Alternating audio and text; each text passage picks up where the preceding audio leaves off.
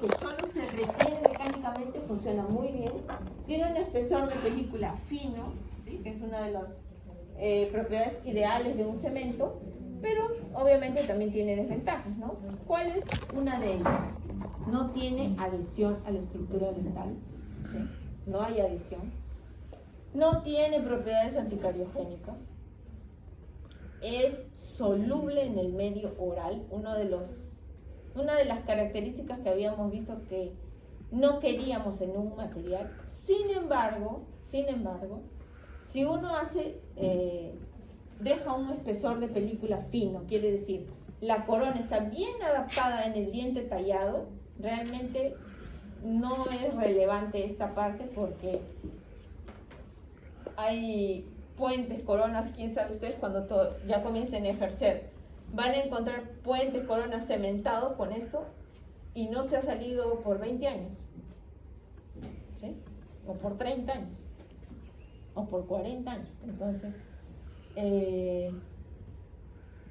dice como desventaja soluble, pero uno cuando ve en clínica realmente no ve que se haya perdido el fosfato. La principal característica, o la principal desventaja, mejor, de él, es que puede ser irritante pulpar, eso sí. ¿A qué se debe esto? Cuando este cemento fosfato de zinc, que tiene en su líquido ácido fosfórico, como el ácido es muy ácido, hace que el material tenga un pH muy bajo. Entonces, inicialmente el pH de este cemento es entre 2 y 4. Pero al cabo de unas horas, ya el pH comienza a equilibrarse, o sea, ya llega más o menos a 5.5. ¿Sí? Entonces ya está más cerca de la neutralidad. ¿Cuál es el problema? Si yo tengo un diente tallado vital, quiere decir, aquí hay pulpa. De hecho, cuando yo gasto un diente, le voy a quitar el esmalte y solo voy a dejar dentina. Entonces voy a dejar el diente bastante descubierto, ¿no? O sea, sin protección. El esmalte es la protección del diente. Entonces, yo voy a dejar este diente descubierto, solo con dentina, y eso también va a hacer que esté mucho más próximo de la pulpa. Y si este cemento inicialmente tiene pH entre 2 y 4, esto puede causar sensibilidad pulpar por el hecho de todavía ser ácido. Ahora, si yo en ese muñón tengo un diente tratado con endodoncia y el muñón es metálico o de resina, no hay ningún problema. Básicamente no hay problema. Y los muñones que se usaban para cementar estas coronas básicamente siempre eran de metal. Antiguamente solo se hacía pernos colados de metal. Hoy en día ya no hacemos eso, por eso es que también no usamos tanto este cemento. No usamos muñones de resina, reconstrucciones con resina, pernos de fibra, todo ya es adhesivo. Entonces no, básicamente se usaba para cementar dientes que habían sido tratados endodónticamente y a los cuales se les había reconstruido con un perno metálico, ¿sí? Perno metálico fundido. ¿Cuáles son las indicaciones? Ahí están. Este es un diente al que se le ha hecho endodoncia y se ha reconstruido la parte coronal, el muñón, con un perno metálico. Este es típico diente que se ha cementado o se cementará con fosfato de zinc. Esta es una corona metal por debajo y cerámica por encima. Antiguamente se hacía mucha corona metálica total, ¿sí? Sin cerámica. En todos esos casos se cementaba con fosfato de zinc, ¿sí? Un puente. Como les había mencionado, este material se retiene mecánicamente. Retiene. Entonces, aquí están las irregularidades de las que les he dibujado ahí. Y aquí están las irregularidades que les he dibujado acá. ¿Sí? Es exactamente lo que les había dibujado. ¿Cómo está compuesto el cemento de fosfato de zinc? En el polvo siempre habrán óxidos, porque en toda reacción ácido-base, la base está en el polvo, el ácido está en el líquido, ¿sí? Por eso se llama ácido-base. Dentro de la base siempre hay óxidos, óxido de zinc, óxido de magnesio. El líquido, ácido fosfórico, ¿sí? Agua y fosfato de aluminio y zinc. ¿Qué va a formar? Una malla amorfa hidratada de fosfato de zinc, ¿sí? Recuerden esto, cementos de reacción ácido-base. ¿Dónde está el ácido? En el líquido, siempre. ¿Dónde está la base? En el polvo, ¿no? Básicamente formada por óxidos de diferentes tipos, óxidos metálicos. ¿Cómo es que el cemento fosfato de zinc va a reaccionar el polvo con el líquido? Entonces yo tengo aquí el líquido que se va a mezclar con el polvo y este líquido, que es un ácido, va a disolver las partículas de polvo, ¿sí? Porque es más, el pH de él es mucho más fuerte, ¿no? Entonces, una vez que disuelve las partículas de polvo, va a liberar iones de zinc. Ojo con esto. Les había dicho en la tercera clase, creo que fue, todos los materiales cuando se mezclan polvo y líquido, sea yeso, sea cemento, sea lo que sea, ¿todo se disuelve? No. No. Entonces, igualito, no todo se disuelve, no todo se mezcla. Siempre van a quedar partículas que no se van a disolver. Entonces, los iones de zinc liberados reaccionan con el aluminio que está dentro del polvo y van a formar un gel, ¿sí? Vamos a ver que a la hora que estamos preparando se va a formar algo así como, primero líquido, pero luego rápidamente se va a volver un gel, ¿sí? Aquí están las partículas no disueltas, esas que ya dijimos que siempre quedan. ¿Cómo manipulamos? Lo voy a pasar bien rápido porque eso lo vamos a hacer en práctica, ¿sí? Los tiempos de manipulación, la técnica, todo lo que necesitamos, ¿sí? La forma de preparar, eso lo vamos a hacer todo en práctica, ¿sí? Listo. Al final vamos a tener, dependiendo de la cantidad de polvo y líquido que coloquemos, vamos a tener la formación de un hilo brillante, ¿no? Que es el que nos va a decir que el cemento está listo. Ya. Ahora sí vamos a entrar a la parte de uniones, ¿no? Unión mecánica, unión física, unión química.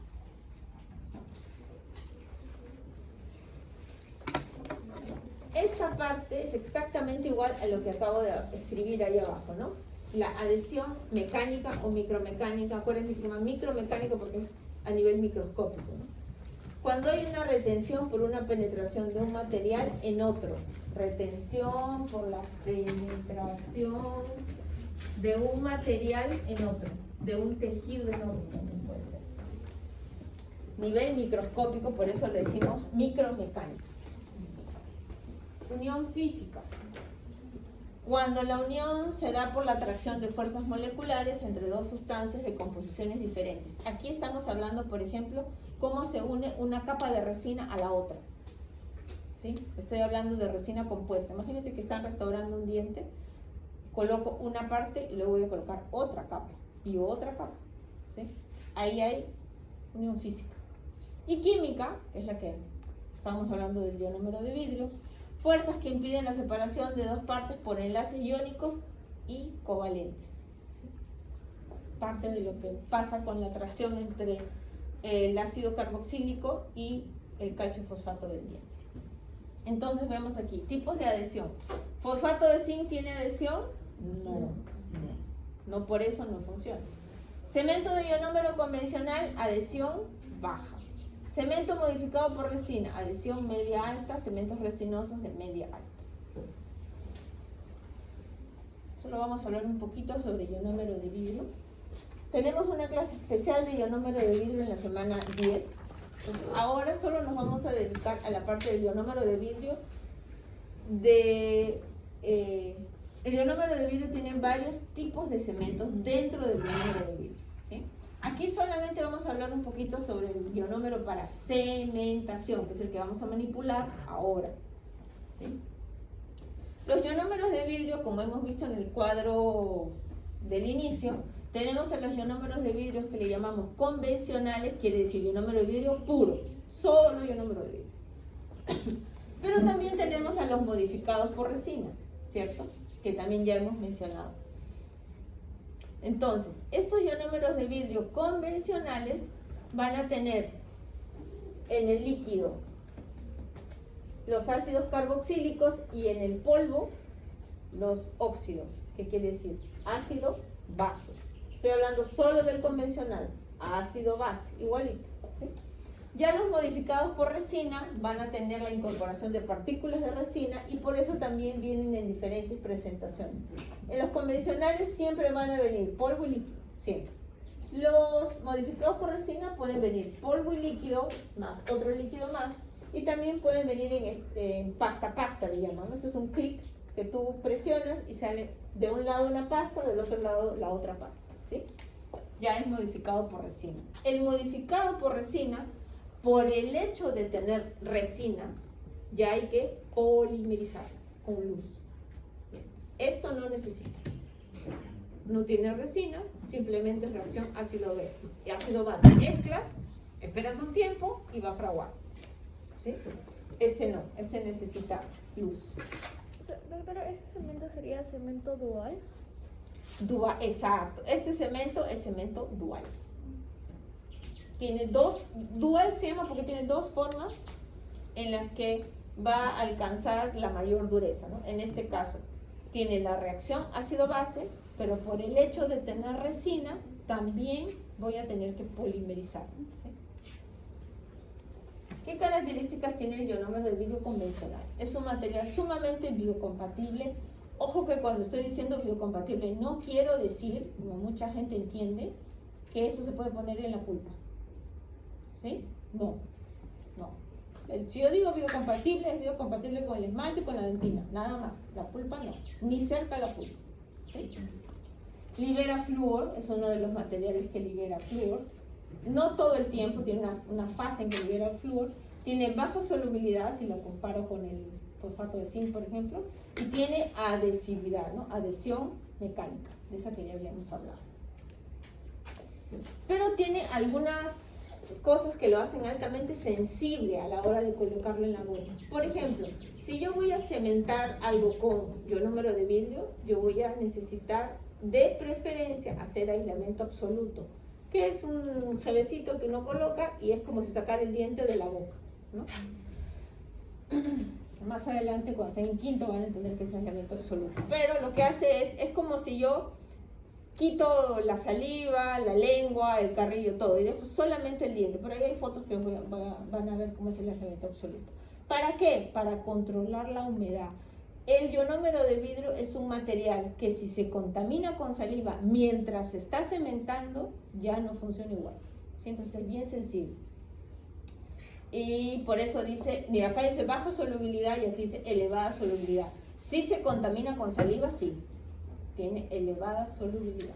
¿Sí? ¿Qué puedo cementar con ionómero de vidrio? Básicamente lo mismo que yo puedo cementar con fosfato de zinc, lo mismo. ¿Sí? Antiguamente decían que algunos tipos de cerámica que tenían mayor contenido de alúmina se podían cementar con ionómero de vidrio. Es más, hasta ahora se dice. Pero la verdad es que todo lo que es cerámica pura, para todo usamos cemento resinoso. ¿Sí?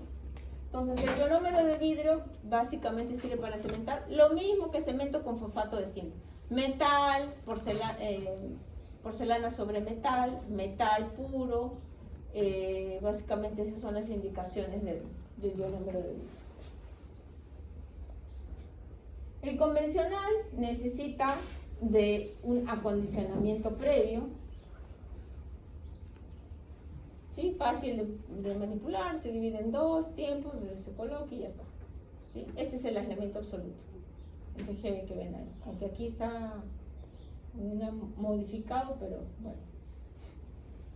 Ahora sí, vamos a la parte de los cementos resinosos. Ya. Voy a correr aquí un poquito.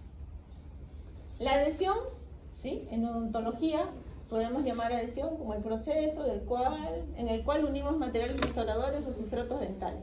Esa unión se consigue por la aplicación de un agente intermedio llamado adhesivo líquido.